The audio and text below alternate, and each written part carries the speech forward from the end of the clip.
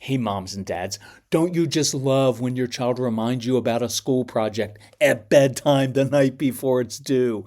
With Skylight Calendar, you can avoid those last minute oops moments. It visually displays your family schedule in one place with different colors for each family member, so you can eliminate those last minute surprises that upset your kids. Skylight Calendar is a Wi Fi connected digital display that syncs seamlessly with all your calendars and visually showcases your family's schedule on an HD touchscreen. You can manage events, chores, and grocery lists on the go with the free Skylight app. This is a game changer for families like ours.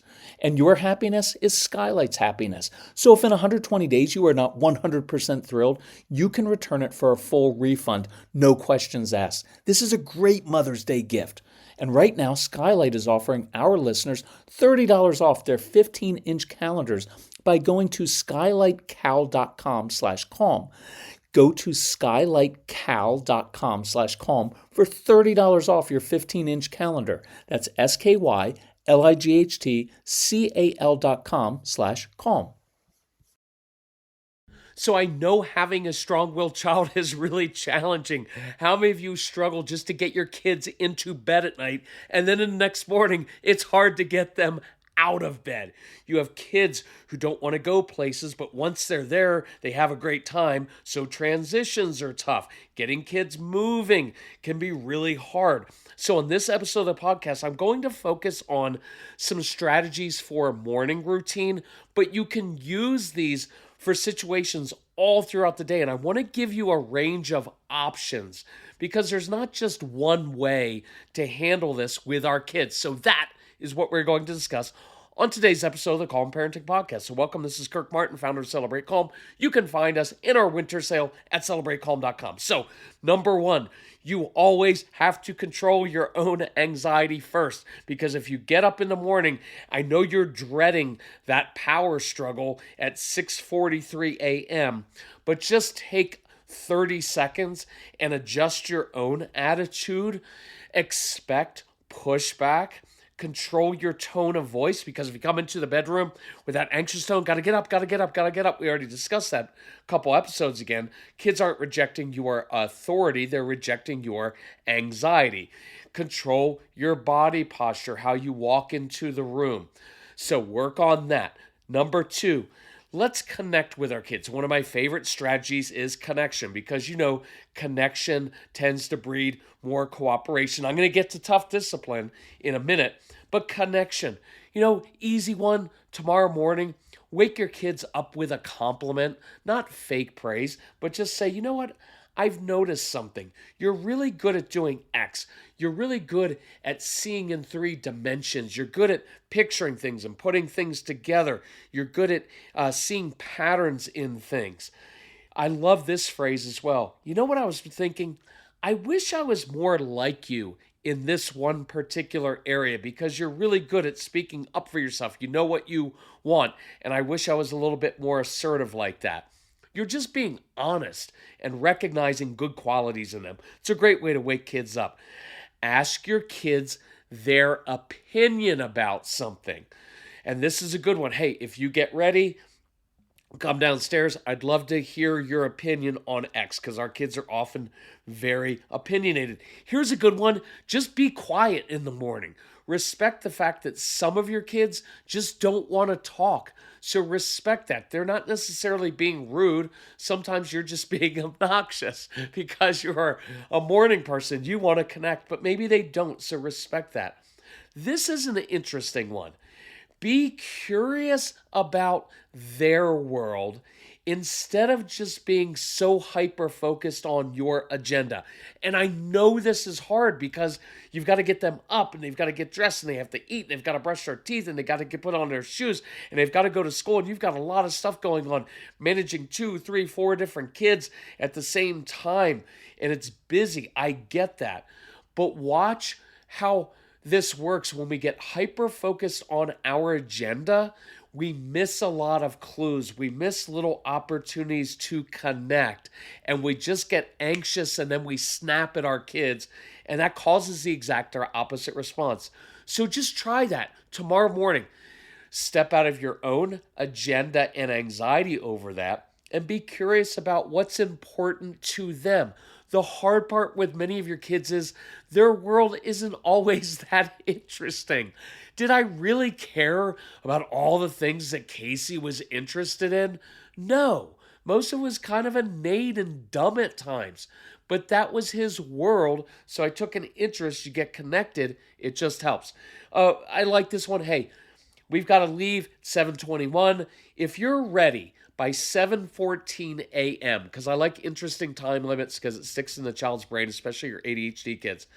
If you're ready, that means we will have 7 minutes of undivided attention. I'll give you 7 minutes and I'll be interested in something you're interested in. You can show me some TikTok videos, the things I hate more than anything else in the world. But if you're ready, I can do that. There's a little bit of a reward. Okay, number 3, get to the root of it. So some of your kids have anxiety. They're going to have separation anxiety when you drop them off at school. First thing I do with anxiety, and I've got to do this quickly, is I just acknowledge it. Well, of course you're anxious because you're going to this place where sometimes you're bored. You don't always get along with kids your own age. Sometimes you're just not really into school. Of course you wouldn't want to go to school. See, you're not trying to convince them that school is good and they need to go. If you have a teenager, at times you could say this. Hey, look, I wouldn't want to go either. You're stuck with all these other teenagers. You're not really interested in them and their world. And now you've got to go through all this arbitrary stuff that the school wants you to do. You know that most of it isn't important for your life. Look, just play the game. Just use those strategic thinking skills. Just get through it, get the piece of paper. I don't have a problem with saying that, but I would acknowledge their anxiety. Of course, look, I get it. Your stomach's a little bit upset. Now, here's the antidote to anxiety that works really well. And you're going to have to set this up with a child's teacher, is to ask the teacher and say, hey, could you give my child a specific job or mission to do when they come into school? Because if the teacher says, oh man, Jacob, you are really good at doing X, I could really use your help. Could you be here 5 minutes early every morning because you could help me get the class ready? You could help me with technology. Your kids like being helpful to other adults. That way, when your child gets up in the morning, instead of all the unknowns, because that's what causes anxiety. Did I study for the test? How am I going to do? Am I going to be read on the behavior chart? Who am I going to sit with in the cafeteria? Instead of that, their mind goes to, oh, my teacher said they need my help.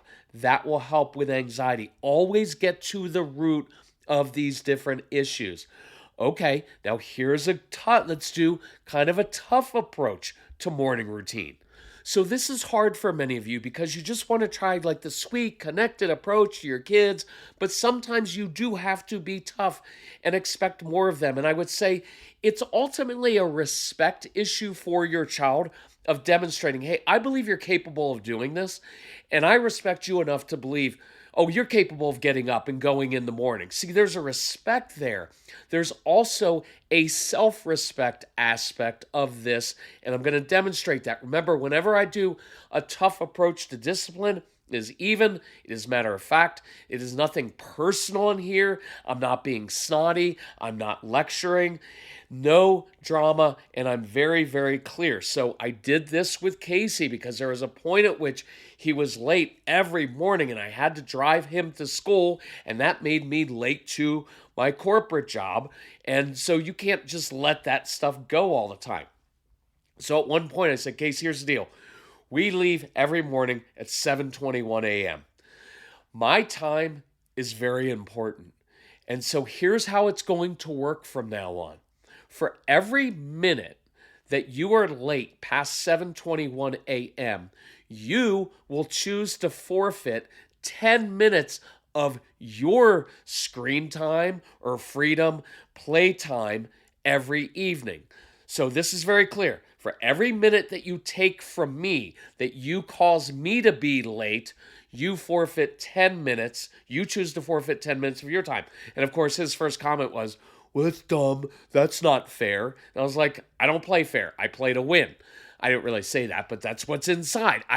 When I do the tough approach, I go very tough because these kids only learn if it's really, really meaningful. And I don't always do a ton of consequences, but at times it's really helpful to draw those boundaries and to be very, very clear about it. So, the other point was that's a self-respect issue. My time is very important. And everything doesn't have to be catered to the strong-willed child, right? We just did anxiety, and that's a real thing. And I'm understanding and compassionate about that. But I also like to give tools for the kids to overcome and deal with their anxiety. Your kids, many of them have ADHD and they're on the spectrum, so time management isn't awesome. That's why we manage their energy, not their time. And so I know this is a real issue, but I can't excuse it because they're going to have to learn self-discipline through the course of their life. So I said, here's how it works. So the first morning, Casey gets in the car. I didn't say anything. I held up my phone so that he saw it was 7:24. And he's like, seriously, Dad? I was only 3 minutes late this morning. That was good for me. And I was like, that is better for you. But you're still 3 minutes late. So you just chose, because it was his choice, you just chose to forfeit 30 minutes of your screen time. So you can see how this is working. He was only 3 minutes late, but man, that was a little bit harsh. That's 30 minutes. And so what do you think the drive to school was like? Do you think it was pleasant? Do you think he said, Father, thank you for enforcing this and teaching me self-discipline. I know I'll value this skill and habit the rest of my life. No, he didn't say that. He was upset the whole way. I remember him saying this is dumb. This is stupid. You're supposed to be a parenting expert. Why would anybody listen to your stuff? And he was just trying to goad me. He wasn't upset at me. He was upset at himself.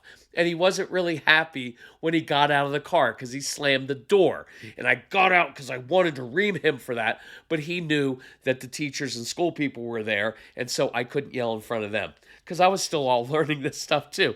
So we get home that night and I pop in his room and I'm like, hey, just wanted to remind you this afternoon, you chose to lose 30 minutes. So now, did he respond well to that? No, of course not. And I don't expect him to, right? That's part of the expectation thing of of course he's not going to say, Father, thank you for being consistent and following through. It makes me feel safe as a child. Of course he's not going to say that. So I just said, hey, tomorrow morning, I'll give you some tools and we'll make sure we'll be on time at 7:21. And the next section, I'm going to go through giving kids tools because I don't want to set kids up for failure. And if you're always just giving consequences, that means you're not getting to the root of the issue. You're not connecting. You're not giving them tools. So the next morning, guess what? He's on time and he started to learn how to do that. So in our curriculum, what you hear in our discipline program, which I just updated, by the way, it's in your app if you have our programs, is I was keeping my promise to him. I promise you that if you are 3 minutes late, you will forfeit 30 minutes of your time.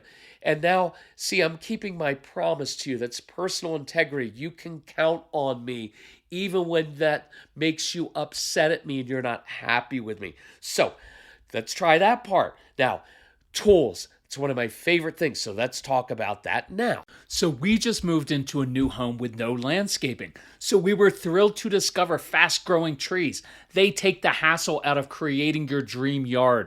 No more wasting your weekend driving around, being overwhelmed by big garden centers that don't have what you want. Fast Growing Trees is the biggest online nursery in the US with thousands of different plants and over 2 million happy customers, including us. Get your plants delivered directly to your door in just a few days. Their Alive and Thrive guarantee ensures your plants arrive happy and healthy. Plus, you get support from trained plant experts on call to help you choose and care for the right plants. This spring, Fast Growing Trees has the best deals for your yard, up to half off on select plants. Plus, listeners to our show get an additional 15% off their first purchase when using the code CALM at checkout. That's an additional 15% off at fastgrowingtrees.com using the code CALM. fastgrowingtrees.com/CALM. Offers valid for a limited time. Terms and conditions may apply. So Mrs. Calm told me yesterday, I wish I had begun drinking AG1 sooner. My stomach has felt so much calmer and I'm more regular. My AG1 in the morning provides some consistency I really crave. And that's one reason I love my AG1. It's an easy, healthy daily routine. No messes, no blenders. We put 1 scoop of AG1 into a bottle of water, shake it up, and start our day with 75 vitamins, probiotics, prebiotics, and whole food sourced ingredients. Check out a special offer at drinkag1.com/calm. Look, I've got more energy, better mental clarity, and AG1 supports my immune health. And that's why I've been partnering with AG1 for so long. Be an AG1 couple like us. AG1 is offering new subscribers a free $76 gift when you sign up. You'll get a welcome kit, a bottle of D3 and K2, and 5 free travel packs in your first box. So check out drinkag1.com/calm to get this offer. That's drinkag1.com/calm to start your day with a win. So instead of always just giving kids consequences for failing to complete a task, I preferred to put my energy into giving them tools to succeed, to create successes. Connecting with your kids is a tool to use, but here are some of my other favorite ones. I love doing a treasure hunt in the morning, of waking your child up and saying, hey, I hid something in the basement in the backyard. You know, I love the idea of, hey, I hid your breakfast outside. Bet you can't find it. Because a lot of our kids love challenges. They like solving puzzles. Many of your kids will be happy as a clam sitting outside and eating their breakfast all alone with nobody bugging them. It's a fun thing to do, but treasure hunt in the basement can be fun. You can turn it around, and some mornings, hey, after you're ready, why don't you hide something and I have to find it? Kids love stumping their parents. I love an obstacle course. Most of you have kids who have sensory processing needs. And so creating a little obstacle course in the basement or the backyard where your kids have to crawl over things, push and pull things, giving them a challenge with that and saying things like, hey, bet you can't do X. Sometimes really, really helpful. I used to leave notes in the morning for Casey at times when there were times where I had to go to work really, really early. And I'd say, hey, I need your help with something. Hey, I don't know if you're strong enough, because he liked that challenge, but I could really use your help. I forgot to move this bag of mulch in the backyard. Could you dig this hole for me? Casey really liked very physical work. So work with your kids' natural traits. A lot of times what's happening with the strong-willed kids is you're trying to get them to be more like you or like their siblings or like other kids. Work with their strengths. Spend more time trying to cultivate their strengths than just trying to fix all their weaknesses, or just because sometimes you've got to watch. Sometimes we continually put our kids in a position where they just fail. And so they eventually inside are like, nobody's ever happy with me. I'm never successful. And so they just give up. And so you work with their nature. And so Casey used to love those notes when he was a little kid. You know what one I love? I love giving kids adult type jobs, because your kids are good at the adult world. So even a challenge of like, hey, when you get up this morning, do you think you could make some coffee for me? Or for us, because many of your kids will drink coffee in the morning. I'm not recommending that, but Casey drank coffee from a young age, and that the caffeine actually stimulated his brain, actually helped him focus pretty well. So, but the whole idea of now they're making coffee in the morning, that's a grown-up kind of thing to do, and your kids tend to be better at that, like making their own breakfast in the morning. Just know that they're going to make a mess and they're not going to clean up well. And that's okay. So I want to read this. This is kind of cool. Right before I went to record this, I got this email from a mom, and she said, Thanks for helping families who want to break these generational patterns. I love that because that's what we're after, right? That's the big win. And I have so much respect for you, moms and dads, who are breaking generational patterns because that's your life's work in a sense, right? The deep emotional work so your kids don't struggle with the same things you did. But she said, I've been discussing with my husband about making this investment to get your programs for a couple weeks now. And today, while listening to your latest podcast, two of my four kiddos were in the room while it was playing. And I heard my 9-year-old say to his 6-year-old sister, shh, I can't hear this. So I turned to him and said, do you like listening to this guy? And my son said to me, yeah, he helps me and he's kind of really funny. And she said at that moment, knew I needed to buy your program. And the point of sharing this is do let your kids listen to this podcast. Make sure I don't say any really bad words. I try not to in here, but let them listen to this. Let them listen to the programs. You will have such good conversations with your kids. Ask them, what kind of tools do you want in the morning? What could we do differently every morning? Ask them at times about a tougher approach, what would work. It's really interesting what they say. There are no secrets here. It's not like we're the parents over here and they're the kids over there. It's all understanding human relationships, and your kids are very good in the adult world. So having these adult conversations with them can be really eye-opening. Okay, number 6, ownership. You know, I've been through this before. You have to give your kids ownership of their choices within your boundaries. So one of my favorite ones, and maybe you've heard this one before, is this: hey, son, daughter, I have one goal for you in the morning. I want you on that school bus in the car by 7:21 a.m. I don't care how you get ready. I don't care what you look like, what you smell like. I don't care what's in your stomach. If you are smart enough to wear the clothes to bed that you are going to wear to school the next morning, that's brilliant. You can sleep until 7:19. Roll out of bed, grab a Pop-Tart from underneath your bed, and you can run out to the school bus in your bare feet. I don't care if you want to hide some flip-flops on the bus the night before and leave it there. I don't care how you get it done. Now, here's the hard part. You do care, and so do I, because you and I are adults, so we have routines, and we know the most efficient, effective way to get everything done, and we want our kids to get up in the morning, get a little bit of exercise, and eat blueberries and avocados so they have antioxidants and good, healthy fats in so their brains are ready to learn, and we want them to look nice going into school because you have to dress for success, and we have all these things that we want, and all of those things are good. But your strong-willed kids, the more that you care about something, the more that they will reject it. The more that you lecture them about food, they're never going to say like, Mom, Dad, I didn't realize what I was putting in my body was so unhealthy, but now that you lectured me for the 16th straight time, all of a sudden the light bulb went off. It's not going to happen. They have to come to it on themselves, and I'm going to do a whole thing on food and all of that. But I want to give kids ownership. The hard part is you have to relinquish control over how your kids get ready and do different things, all within your boundaries. And the cool thing is your kids will learn how to get up and be on that school bus in the car by 7:21 if you can control your own anxiety and let them do it in weird ways. And I can tell you with our son, it drove me crazy. I hated the way he got ready in the morning because you can see so clearly that's not the best way to do it. It'd be so much more efficient. Why don't you just do it this way? But the more you push, the more they'll just do it opposite of you. The more that you model, and that you then, and the 7th thing I had written down was affirm for progress, not perfection.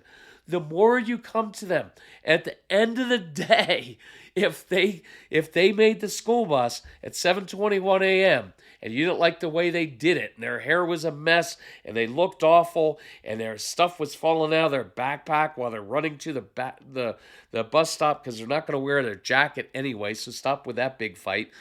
So if you come to them and just say like fist bump, like, hey, nice job making the bus this morning. But inside you're like, that was horrible. It's a train wreck. I'm so embarrassed by you. The more that you affirm them and you give them space, they will end up doing things more your way if you don't push it so much and if you don't lecture. So let's take these strategies, okay, this week, and let's apply it to different parts of the day. So how controlling our own anxiety, getting to the root of different issues, step back a little bit and say, hey, why am I getting this resistance? And anxiety is often a very common one. Work on connecting with your kids. You know, we love that one. But sometimes you can't just connect. Sometimes you've got to be tough. No drama, even matter of fact, keep your promises. And then spend a lot of time giving your kids tools. And one of those tools is giving them ownership. If you need help, reach out to us. Go through the programs. We've got them on sale right now because we show you how to do this for every part of the day.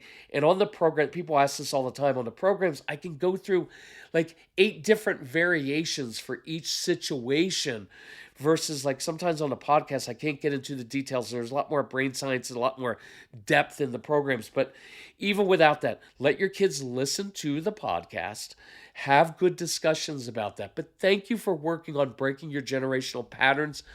Thank you for interacting on our Instagram pages, which is where I spend most of my time on social media. And I really appreciate you all. Thanks for sharing the podcast. We'll talk to you next week. Got some really cool podcasts coming up that I'm excited about. So love you all. Talk to you soon. Bye-bye.